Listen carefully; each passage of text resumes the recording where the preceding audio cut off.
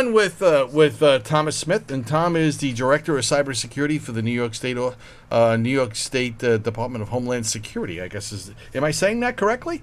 Well, I'll cover that. It's a little confusing, It but is. I really have. I've been listening into your previous speakers, and not surprisingly, I'll probably hit a lot of the same themes because I think there's a lot of similarities between their small and medium businesses and the small state agencies and local governments that we deal with here every day. Yeah. Well, go right ahead, Tom. Dig right in. Okay. I'm fine with that. All right. Well, thank you. Again, I'm Tom Smith. I'm director of the New York State Office of Cybersecurity, which has been a state agency since about 2002.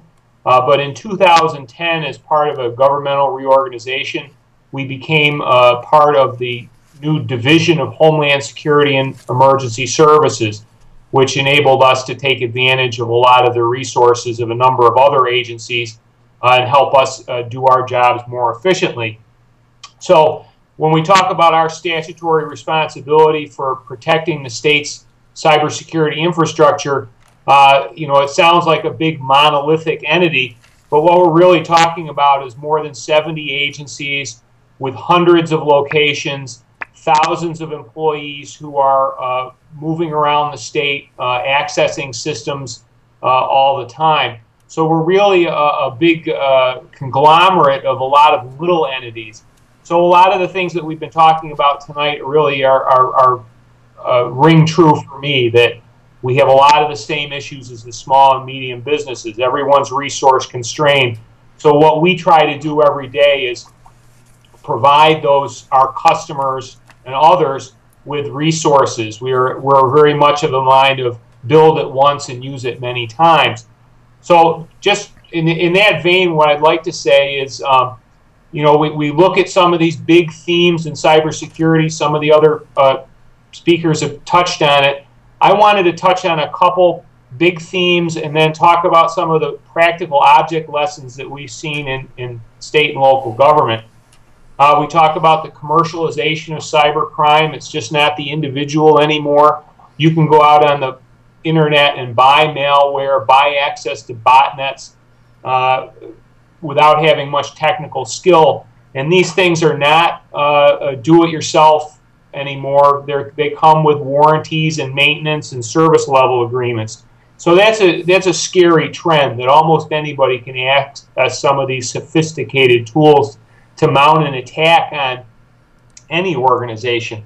The other issue that came up already is hacktivism. We have spent a lot of time responding to incidents. Statfor, the New York Police Chiefs organization, was attacked by Anonymous. The third of the big items that we want to talk about is critical infrastructure, SCADA systems, and these systems that were created not necessarily with connectivity to the internet in mind, but are now connected to the internet, and therefore they're vulnerable to attack. And we talk about critical infrastructure. Traditionally we've talked about the grid and water systems and telecommunications, but as we become more and more interconnected, it's gone down to, we're talking about your automobile, we're talking about medical equipment. These things are all now being connected to the internet, and they too require security. And lastly, of the big themes, we've probably read about it in the paper, what they call the advanced persistent threat. These are the people who want to get into your system, whether you're a large organization or a small organization, and they don't necessarily want you to know that they're there. They want to get in your business, understand your business, and then steal your valuable assets, which is often your intellectual property. And that can be very true for a small to medium business. If you're a startup, you have that great next idea, you need to protect it. And if you're not protecting it, somebody is going to be in there looking at your system. But one of the things that we look at every day is that we see these headlines, these big stories about hacktivists and cyber terrorists, and it's all gets to be very confusing. And we don't want to get lost in the churn of these big events. So what we really try to do is say, how do we get this down to a practical level where people can understand it and then take the steps necessary to protect themselves?